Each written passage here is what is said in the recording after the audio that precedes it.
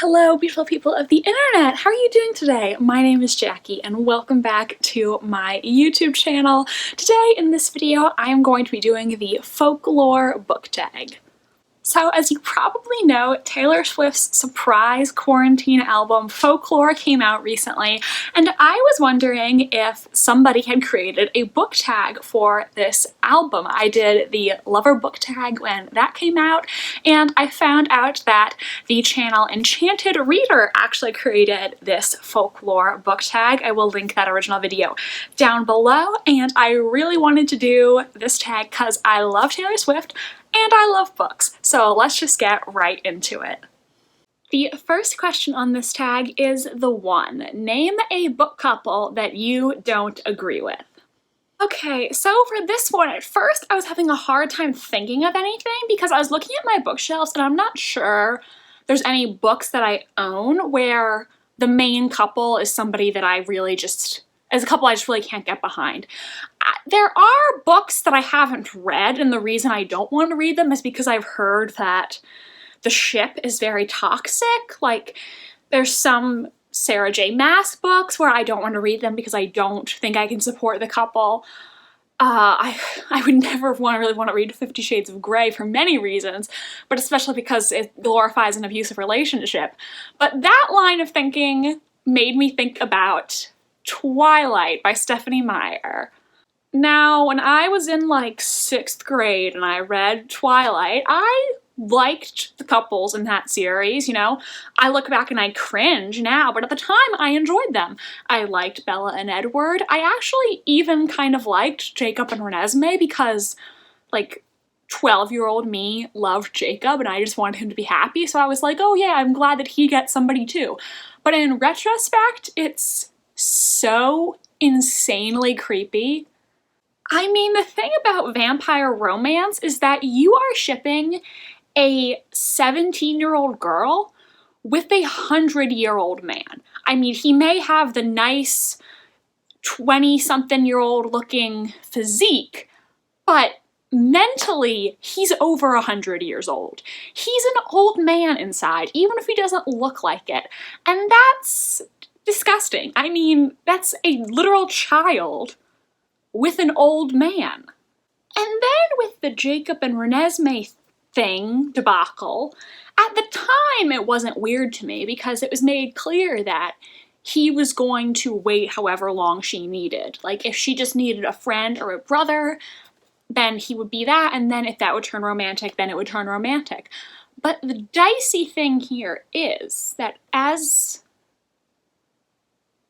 Renesmee is aging, is she will look like she's 16, 17, 18, when actually she's only been alive for 5 years. So it's kind of the opposite of Edward. She will look older, but she's actually a child. What will her mental state be? She will have such little life experience that it comes across really creepy. I mean, is Jacob gonna wait until she's actually lived 18 years in order for their relationship to become romantic? Because even if she physically looks like an adult, she's not an adult. Next question, Cardigan. A book that you loved, but the ending disappointed you. The last book that I remember being really disappointed by the ending is a book that's very popular on BookTube, but personally, I was disappointed by it.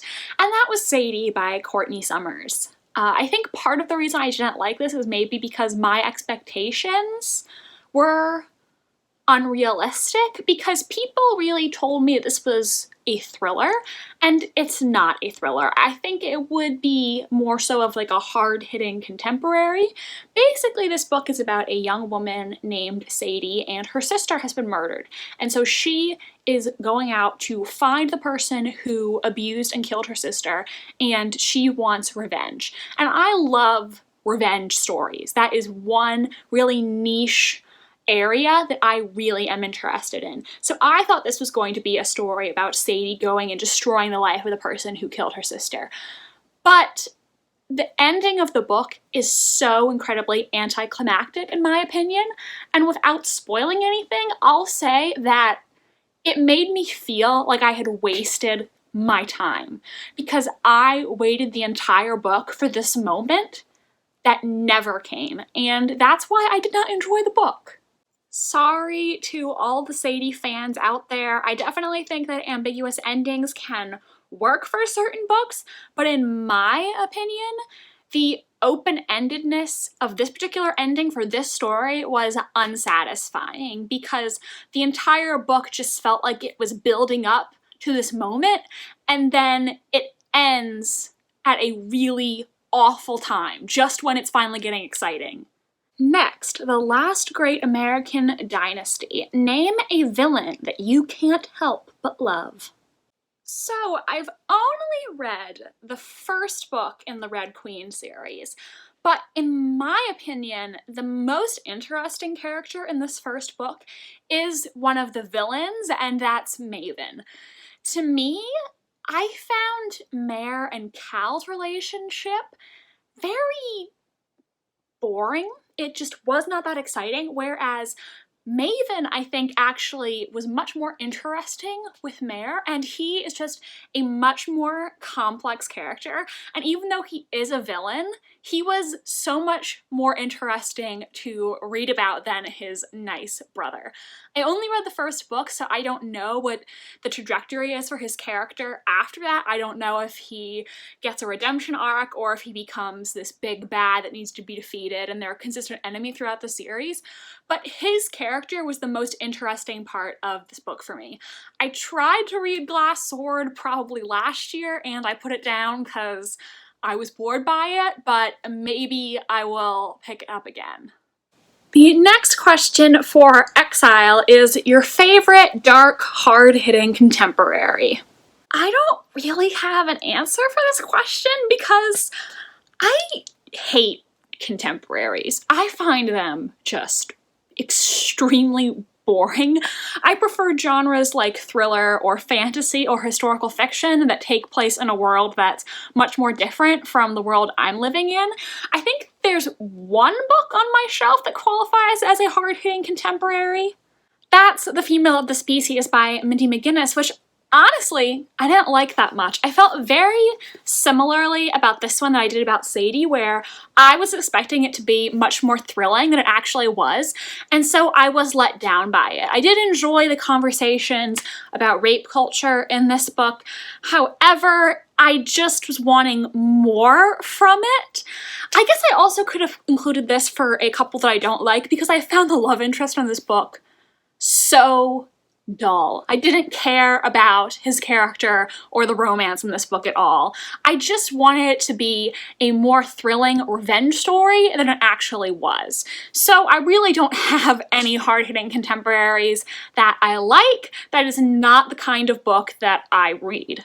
Next question is for My Tears Ricochet, a character death that destroyed you. There are so many sad deaths in the Hunger Games series, but the one in particular that I want to talk about is from Mockingjay, Finnick.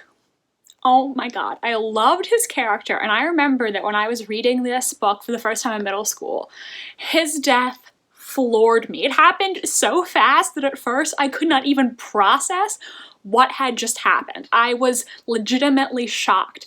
And it's just so sad. He had just gotten married to Annie, the love of his life, and she was pregnant. I don't even know if he knew that she was pregnant before he died. It is just so sad, and he was one of my favorite characters in the series, so to lose him was extremely heart-wrenching. Sorry if you can hear the pouring down rain. A tropical storm is sending a lot of bad weather our way, but the next question in this tag is Mirrorball, a character that undergoes major character development. The first character that I think of when I think about major character development is Jaime Lannister from A Song of Ice and Fire. This is a character who, in the first book, I hated could not stand him. And then once his point of view is introduced in this book, I became so much more sympathetic towards him, and he became one of my absolute favorite characters in the series. I think once you get to be inside his mind and see more of his complexities, he becomes such a more interesting character, and his relationship with Brienne really gives him some amazing character development and depth. He is one of my favorite point of views to read from in this series now, and one of my absolute favorite characters. I just hope that his character development won't be destroyed like it was in the Game of Thrones television series, because that was just tragic. That was just absolutely tragic. And it was so sad to see the show destroy this amazing character in just a couple episodes. I hope that George R. R. Martin won't do that to me, but I don't know. It might be bad. Question 7 is 7. Your favorite childhood book. Well, like I said before, when I was little, I had a great illustrated classics version of Pride and Prejudice that I loved, also of Little Women. But you know what series I really loved when I was a kid? Nancy Drew. Maybe this is where my love for mysteries and thrillers got started. I had so many of these books, and I used to read them all the time. I actually have no idea what happened to all my old Nancy Drew books. I would actually really like to know. I'm so nostalgic for them. This was my favorite book series back then, and I think it definitely had a lifelong influence on my taste in books. Speaking of, the next question is August, your favorite summertime read.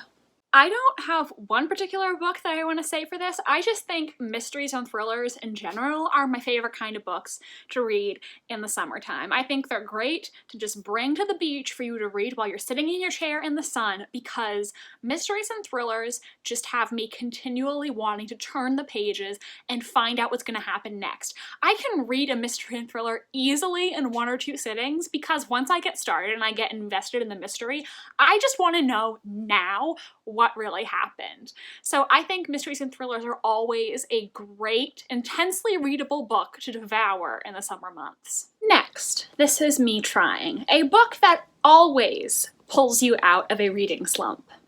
Do I even have to say it? Pride and Prejudice by Jane Austen. This is my all-time favorite book, and I actually just found out it's on the syllabus for one of my classes this fall semester, which I'm super excited for. Can't wait to fangirl over this book with everybody. And I love this book because every time I read it, it just makes me feel all the warm, fuzzy feelings. And I think there's little details that I notice each time I reread it, which just make me fall in love all over again. So this is a book that I can read anytime, anywhere. I never ever get sick of it. I never get sick of watching the 2005 adaptation either. I just watch that every time I'm sad. And it's on US Netflix now, so I could watch it literally every single weekend if I wanted to. Next, Illicit Affairs, your guilty pleasure read. The first book that came to mind for me was Daughter of Deep Silence by Carrie Ryan. I haven't read this book in a long time, but this is a young adult, I guess it's kind of a thriller. It's a revenge story, and as I mentioned earlier, love a good revenge story. Our main character, Frances, was involved in a cruise ship disaster that killed her parents and her friend Libby, and she believes that this really powerful family is responsible for what happened. So she adopts Libby's identity in order to infiltrate the family and expose them to finally get revenge for her murdered friend. And this book has so many bad young adult tropes.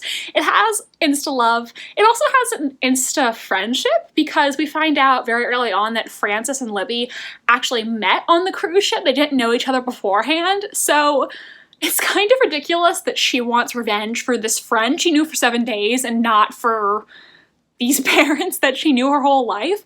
But despite that, I really enjoyed this when I read it, and I actually reread it again after, because it's basically just a soap opera in book form. It reminds me of the TV show Revenge, which is one of my favorite primetime soap operas. I loved that show, and this book gave me very similar vibes. So even though it's kind of cheesy and dramatic, it's just so much fun. Next question, invisible string, your book boyfriend or girlfriend. One book character that I really remember liking, that I guess you could call my bookish crush, is Levi from Fangirl. Like I said, don't really like contemporaries, but I read this one because Kath is so much like me, and she was in a very similar stage of life that I was in at the time I read this, and to me, Levi was just my dream guy. He's so sweet, and man, I just want a guy who will let me read my fan fiction aloud to him as a date. That's like peak romance for a nerd like me, okay? That is the dream come true. Next, Mad Woman, your favorite strong female character. There are so many incredible female characters that I love, but for this question, I ended up choosing Evelyn Hugo from The Seven Husbands of Evelyn Hugo by Taylor Jenkins Reid. This is one of my favorite books, and I think part of it is because Evelyn Hugo is such a well-defined and fully realized character. I felt like she was a real person. I wanted to type her name into Wikipedia to look at her filmography, but then I would remember, oh yeah, she's fictional. She felt so incredibly real to me that I would forget she was a fictional character. I love her ambition. I love how unapologetic she is. She's a feminist icon. Just a true Slytherin queen, honestly. Next question, Epiphany, a character that has overcome a lot. And for this one, I don't have one specific character. I have an entire family that has suffered so incredibly much. The Starks from A Song of Ice and Fire. These guys just have every horrible thing that can happen to a person thrown at them over and over again throughout the course of this series. First, Ned gets beheaded, and Sansa and Arya have to watch their father's murder, which I can't even begin to imagine how traumatic that would be. Robb gets murdered at a wedding, which his mother witnesses. Bran's paralyzed. Rickon is... I don't know what the hell's going on with Rickon. And Jon was literally murdered by his own men. This family has been through it all. I even feel so bad for Catelyn, who is kind of a terrible person in the books, telling Jon that she wishes he had fallen instead of Bran, constantly commenting on how ugly Brienne is when Brienne's been nothing but nice and loyal to her. But at the Red Wedding, after she watches Robb die, when she believes that every single person in her family is dead, all of her children and her husband, I felt so devastated for her, even though I didn't like her character. It was just one of the rawest, most emotional moments. It hurts so much, she thought. Our children, Ned, all our sweet babes. Rickon, Bran, Arya, Sansa, Robb, please, Ned, please, make it stop hurting. The white tears and the red ones ran together until her face was torn and tattered, the face that Ned had loved. Tell me that is not one of the saddest things you've ever heard. She died believing that all of her children were dead. How can you not feel bad reading that? It's just tragic. Next question, Betty, a character that deserved better. Alright, so I was gonna say Ophelia from Hamlet, which I'm pretty sure I've said when asked this question before, but when I got up to grab Hamlet and I looked at my bookshelves, I looked at The Ballad of Songbirds and Snakes by Suzanne Collins, and I won't go into details because spoilers, but Sejanus and Lucy Gray both deserved better. I think Sejanus is great as a foil to Snow's character, and Lucy Gray is a really interesting character. She's much quirkier than Katniss and just really different from other characters that I've read before, and both of them deserved better, but obviously, considering we know what Snow becomes, it was pretty clear from the beginning it wasn't going to end that well for them. On a similar note, question 15. Peace. Your favorite fictional book couple, bonus points if they went through a lot together. Now, I have a lot of literary OTPs, but who has been through more together than Katniss and Peeta from the Hunger Games series? They went through 2 Hunger Games together, and I know there's a lot of people now saying Katniss should have ended up with Gale or Katniss should have ended up single.